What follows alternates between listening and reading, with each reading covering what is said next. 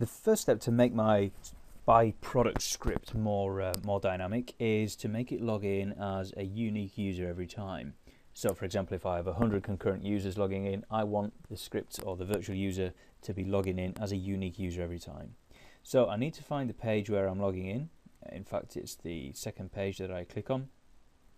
And what I'm going to do is find the page where I am logged in, which is where we go back to the home page and take a look at the client tab. And I should then see the usernames and password combination that I sent across. So there it is. And I want to make this dynamic. You'll see in the script, if you prefer to use a script, it's here as well. You don't need to use this wizard if you don't want. You could just get straight into the script. I'm going to use a wizard because it saves a lot of work for me and generates some code, so I don't need to. What I'm going to do is, just like we did with the load generation script, I'm going to choose my user ID parameter. I'm going to change it to be a variable. I then click on the create button.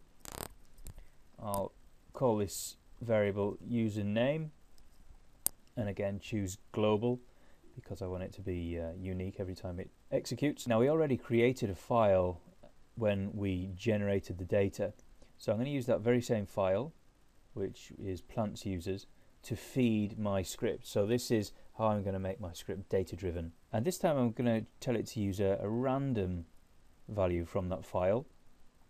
I'll click on generate and it's actually inserted the code up there for me, and then I finally just need to select close, choose the variable, which is username, and when I click apply changes, you'll see the user ID has gone from the static value to the variable.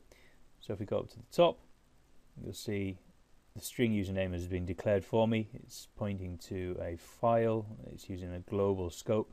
It's using the generate command to move to the next random value from the data file that I've given it. So now we can run it. Let's click on play.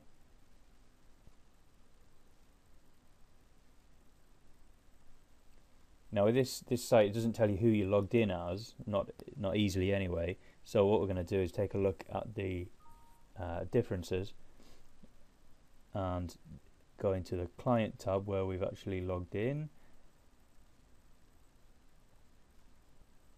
which is this request here. Go across to the client tab, and there we've logged in previously when we captured as AgileLoad user 0, and during replay we've logged in as AgileLoad user 223. So great, it's working. We can now use this script and it will continue to buy that same African orchid, but when it does, it will be using a unique user. In the next video, what we're going to do is go through how to have it choose a random plant from that list of plants that we got here. So the next step is to choose a random plant. So thanks for watching, and hopefully see you in the next video.